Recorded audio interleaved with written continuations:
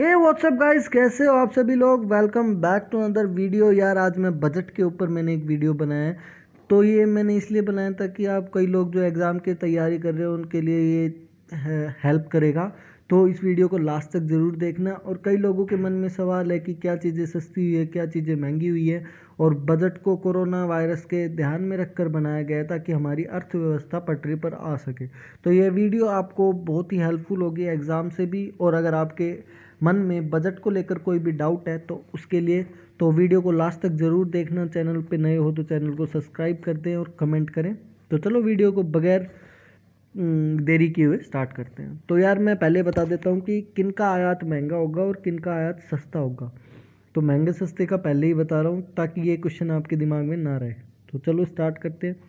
James and jewellery, fridge व AC, campers, ethanol, जानवरों का चारा, सेब, crude palm oil, crude soybean oil, crude sunflower oil, मटर, काबुली चना, देसी चना, मसूरी दाल, शराब, कोल, निगलाइट पिट, एम्प्लोइन, nitrate, raw cotton, screw, nut bolt, tunnel, bearing, machine व पोर्ट्स, वायर केबल, मोबाइल के पोर्ट्स, मोबाइल चार्जर के parts, lithium ion, battery, networking, printer components, LED, solar lamp, solar inverters, विदेशी electronic खिलौने, hype सी train और projects जो विदेशी कंपनियों के साथ हैं, 5%, साइकिल, ऑटोमोबाइल्स के कुछ पार्ट्स।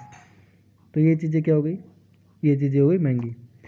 अब इनका आयात सस्ता, यानी कि सोना, मिश्रित सोना, चांदी, कीमती धातु जैसे प्लेटिनम, आयरन और steel scrap, stainless steel, copper scrap, रक्षा मंत्रालय की ओर से बनाए जाने वाले एक एयरक्राफ्ट के कंपोनेंट्स। तो ये सब चीज़ें सस्ती हो जाएंगी। और जो हमारे जेम्स, ज्वेलरी, फ्रिज व एसी, कैंपर्स और ये सारी चीज़ें महंगी हैं। और सोना चांदी और ये सब चीज़ें सस्ती हैं। तो अब कर लेते हैं कि कृषि को ध्यान में रखकर क्या चीज़ें सस्ती और क्या चीज़ें महंगी की गई हैं। 7.8% घट गया कृषि का बजट, मगर कृषि शेष के एक साल में बढ़ेगी केंद्र सरकार की कमाई। खेती का बजट 1.42 लाख करोड़ से घटकर 1.31 लाख करोड़ हो गया है, मगर सरकार ने 12 चीज़ों की कस्टम ड्यूटी पर एग्रीकल्चर, इंफ्रास्ट्रक्चर एवं डेवलपमेंट सेस लगाया है। सिर्फ इस सेस से होने वाली कमाई की कृषि इंफ्रास्ट्रक्चर को मजबूत कर सकती है। पेट्रोल और डीजल पर लगने वाली एक्साइज ड्यूटी पर भी यह सेस क्रमश 2.50 रुपये और 4 रुपये लगाया गया है। हालांकि पेट्रोल उत्पादों पर बेसिक एक्साइज ड्यूटी इतनी ही कम कर दी गई है, इसके उपभोक्ता पर कोई भार नहीं पड़ेगा। तो अब मैं इसको आपको वैसे समझाता हूँ कि इनकी कस्टम ड्यूटी पर कृषि सेस, किस कस्टम ड्यूटी पर कृषि सेस क्या है। सोना चांदी पर 2.5%, सेब पर 35%, यूरिया पर 5%, काबुली चना पर 30%, मसूर पर 20%, क्रूड सोयाबीन पर कुछ भी नहीं, ठीक है। क्रूड सोयाबीन, सनफ्लावर ऑयल, ठीक है, जो कि हमारा सरसों का तेल होता है, उस पे 20%, शराब पर 100%, कोल, लिगाइट पीट 1.5%, मटर 40%, देसी चना 50%, कॉटन 5% और क्रूड पॉम ऑयल 17.5% सेस, यानी कि इन कस्टम ड्यूटी पर कृषि सेस है, ठीक है। अब इनके बजट में सबसे ज़्यादा बढ़ोतरी और इनका बजट सबसे ज़्यादा घटा, यानी कि कौन सा बजट ज़्यादा घटा है और कौन सा बजट कम घटा है, अब उनके ऊपर चर्चा कर लेते हैं। तो 178.9 जल संसाधन एवं स्वच्छता के लिए 2020 के 21,518 करोड़ की तुलना में 2021 में 60,030 करोड़ रुपए किया गया, ठीक है। तो इसके बजट में जल संसाधन के बजट में बढ़ोतरी हुई है, जो कि जल की समस्याएं हमें आती हैं। 107.33% MSAME सेक्टर के लिए आवंटन, 2020 के 7,572 करोड़ से बढ़ाकर 15,699 करोड़ किया गया है। 52.39 रेलवे का बजट परसेंट 52.39% रेलवे का बजट, यानी कि रेलवे का बजट भी बढ़ाया गया है। 2021 के 72,215 करोड़ से बढ़ाकर 1,54,6 करोड़ रुपए कर दिया गया है। अब आ जाते हैं इनका बजट सबसे घटा। अब किसका बजट घटा है, तो बजट किसका बढ़ा है, जल संसाधनों का बढ़ा है, एमएफ सेक्टर में बढ़ा है, रेलवे का बजट बढ़ा है। ये तीन चीज़ों का बजट सबसे ज़्यादा बढ़ा है, सबसे ज़्यादा बढ़ा है। अब चौथा जो सबसे कम बढ़ा है, यानी कि सबसे ज़्यादा घटा है जिनका बजट, वो देख लेते हैं। 62% एलपीजी पर मिलने वाली सब्सिडी घटी।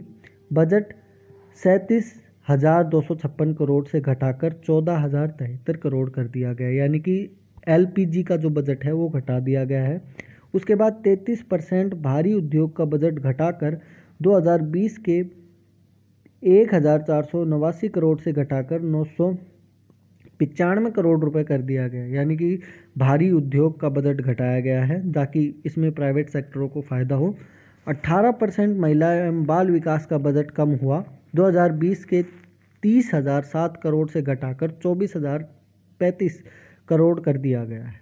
ठीक है, यानी कि महिला एवं बाल विकास का बजट भी घटाया गया है। तो इन तीन चीज़ों का सबसे ज़्यादा बजट घटाया वो है एलपीजी, भारी उद्योग का बजट और महिला एवं बाल विकास का बजट। अब मैं आपको एक बार दोबारा रिपीट कर देता हूँ चीज़, क्या घटा है क्या बढ़ा है। सबसे ज़्यादा बढ़ोतरी जिस बजट में हुए जल संसाधन, एमएसएमई सेक्टर और रेलवे। और तीसरा जो बता देता हूँ सबसे ज़्यादा बजट जिसमें बढ़ा है वो एलपीजी घटा, ये बढ़ा था। जल संसाधन में सबसे ज़्यादा बजट बढ़ा है, एमएसएमई सेक्टर में सबसे ज़्यादा बजट बढ़ा है और रेलवे का बजट बढ़ा है। अब जिसका सबसे ज़्यादा घटा है वो देख लो, वो है एलपीजी, भारी उद्योग का बजट और महिला एवं बाल विकास। अब मैंने आपको जो मोदी सरकार का प्लान है अर्थव्यवस्था जो बिगड़ी है उसको पटरी पर लाने के लिए, तो मैंने उसके लिए 8 पॉइंट बनाए हैं जो एग्ज़ाम पॉइंट ऑफ व्यू से भी इम्पोर्टेंट है। अब मैं उन 8 पॉइंटों के ऊपर डिस्कशन कर लेता हूं। और अगर आपने यहाँ तक वीडियो को देख लिया है तो वीडियो को लाइक कर देना, शेयर कर देना, कमेंट कर देना। तो चलो करते हैं, जिससे हमारा जो अर्थव्यवस्था है वो पटरी पर आएगी। तो मैंने इसको एक नाम भी दिया है, वो है 8 पॉइंटों में बजट का सार, सीताराम का संतुलन, सीतारमण का संतुलन। ठीक, तो चलो ये 8 पॉइंटों के बारे में चर्चा करते हैं। बीमा सेक्टर में 74% एफडीआई, सरकार ने विनिवेश लक्ष्य 1.75 लाख करोड़ रखा है। बीमा कंपनी में एफडीआई की सीमा 49% से बढ़ाकर 74% कर दी गई है। सरकार एलआईसी का आईपीओ लाएगी और साथ ही 2 सरकारी बैंक व 1 जनरल इंश्योरेंस कंपनी का विनिवेश करेगी। यानी कि सरकार 2 सरकारी बैंक और 1 इंश्योरेंस कंपनी का विनिवेश कर रही है ताकि जो अर्थव्यवस्था बिगड़ी है वो पटरी पर आए और नए रोजगार खुले। अब आते हैं, अब नई वाहन, दूसरा पॉइंट है, अब नई वाहन स्क्रैप पॉलिसी। अब सरकार 1 अप्रैल से नई वाहन स्क्रैप पॉलिसी लागू कर रही है, जिसमें निजी गाड़ियों की एक्सपायरी डेट 20 साल कर दी गई है और कर्मशीलीय वाहनों की एक्सपायरी डेट 15 साल कर दी गई है। स्क्रैप सेंटर बाजार में 10,000 करोड़ रुपए और 50,000 रोजगार पैदा करेगा। यानी कि स्क्रैप सेंटर से हमें मार्केट में 10,000 करोड़ रुपए का इजाफा होगा और 50,000 रोजगार प्राप्त होंगे।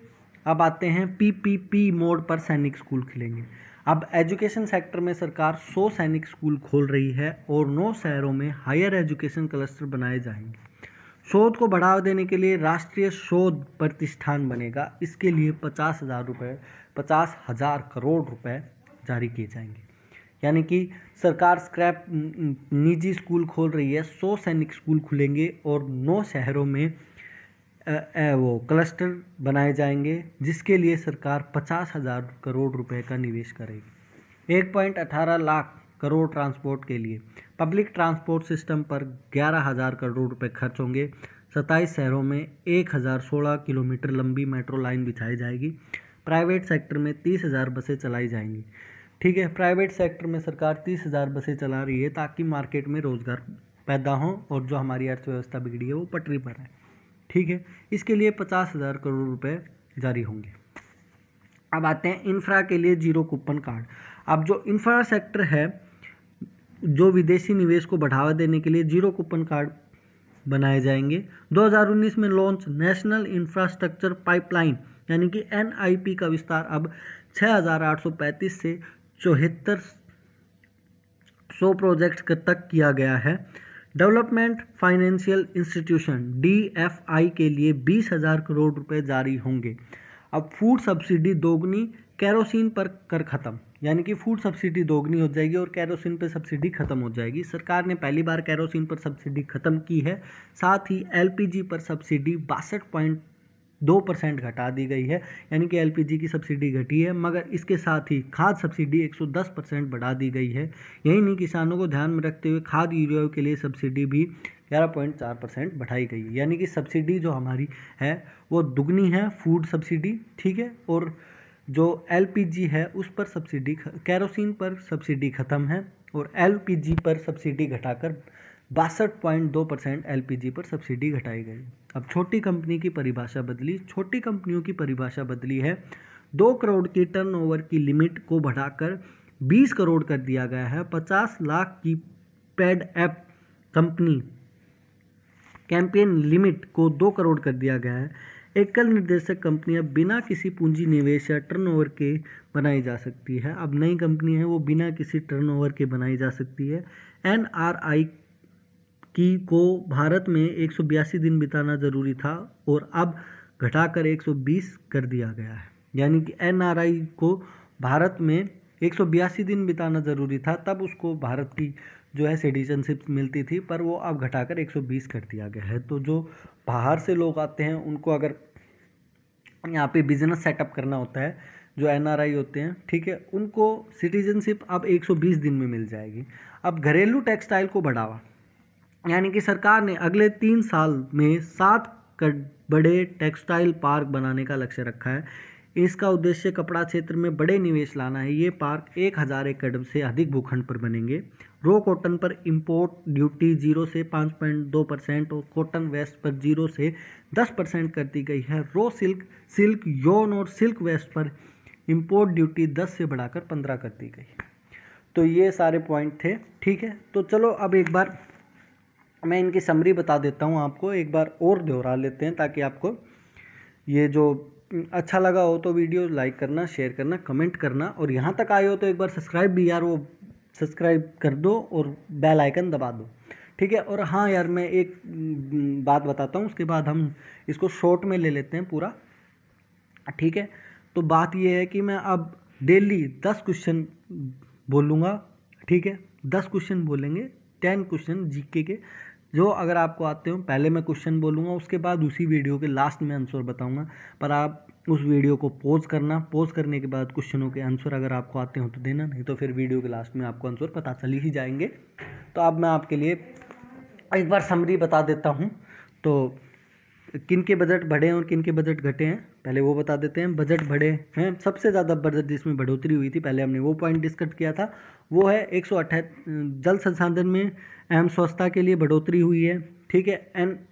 NSME सेक्टर में सबसे ज़्यादा बजट में बढ़ोतरी हुई है, और रेलवे सेक्टर के बजट में सबसे ज़्यादा बढ़ोतरी हुई है। और सबसे ज़्यादा बजट जिसका घटा है वो है, या सबसे ज़्यादा कम बजट जिसका है वो है 62% LPG पे सब्सिडी घटी है, ठीक है। सब्सिडी का बजट सबसे ज़्यादा घटा है।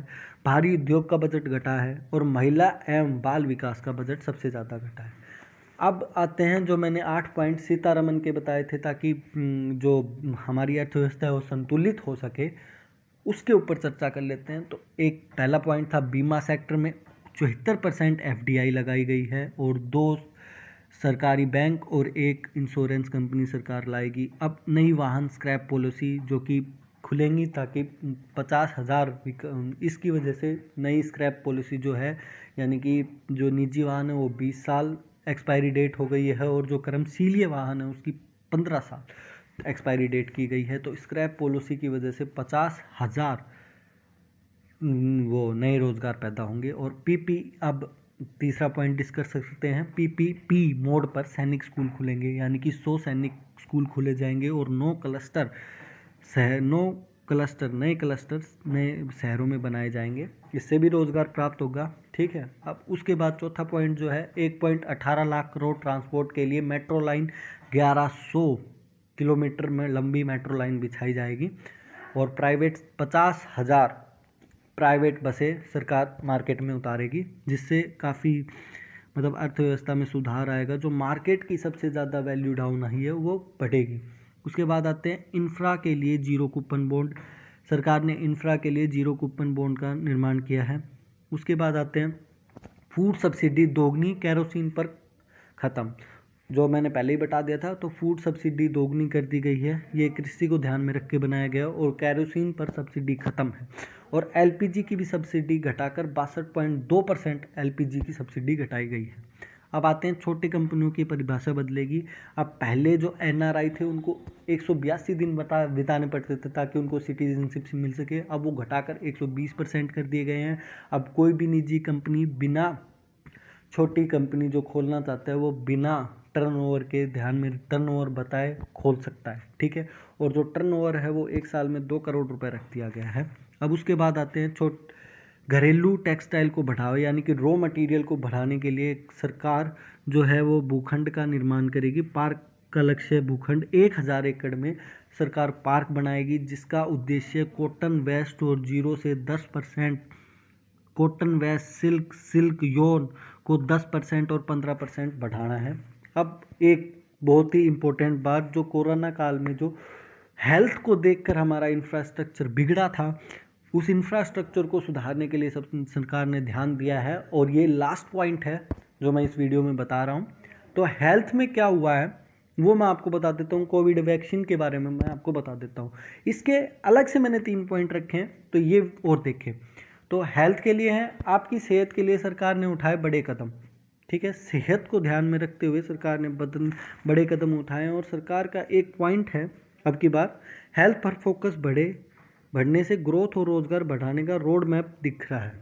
यानी कि अगर हेल्थ पर फोकस बढ़ाएंगे तो इसमें भी हेल्थ के दौरान भी, जैसे हेल्थ में और ये जो हमारा मेडिकल स्ट्रक्चर है अगर वो अच्छा होगा तो इसमें भी अच्छे रोजगार आएंगे। तो सरकार ने हेल्थ के ऊपर ज़्यादा ध्यान देते हुए ये 3 पॉइंट मैं आपको बता रहा हूँ और सुन ले। आपकी सेहत के लिए सरकार ने उठाए बड़े कदम। पहला पॉइंट है, हेल्थ बजट में इस बार 9.6% की बढ़ोतरी की गई है। यानी कि हेल्थ जो बजट है उसमें सरकार ने 9.6%, ऑलमोस्ट 10% के अराउंड हम मान सकते हैं, 10% बढ़ोतरी की है। कोविड वैक्सीन के लिए 35,000 करोड़ का फंड रखा गया है। यानी कि जो कोविड वैक्सीन पे जो खर्चा आएगा अब डिस्ट्रीब्यूशन के लिए और स्टोरेज के लिए, रेफ्रिजरेटर और ये सब स्टोरेज के लिए, सरकार ने कोविड वैक्सीन के लिए 35,000 करोड़ का फंड रखा है। उसके बाद थर्ड जो पॉइंट है, 64,000 करोड़ की पीएम आत्मनिर्भर स्वास्थ्य योजना घोषित। यानी कि 35,000 करोड़ ये और 64,000 करोड़ रुपए, यानी कि 35,000 करोड़ और 64, कम से कम 100 करोड़, ऑलमोस्ट 100 करोड़ हो गए हैं। 100 करोड़ के आसपास इंफ्रास्ट्रक्चर, मेडिकल स्ट्रक्चर को बढ़ाने के लिए सरकार ने 100 करोड़ का निवेश किया है। तो 64,000 करोड़ की पीएम आत्मनिर्भर स्वास्थ्य योजना घोषित की गई है। तो ये था सारा बजट का सार। तो आई होप आपको वीडियो अच्छा लगा होगा। अच्छा लगा हुआ तो लाइक करना, शेयर करना, कमेंट करना। अगर आपको कोई भी डाउट है तो वो कमेंट सेक्शन में मेरे को कमेंट करके ज़रूर बताना। तो मिलते हैं अगले वीडियो में, तब तक के लिए गुड बाय, थैंक यू।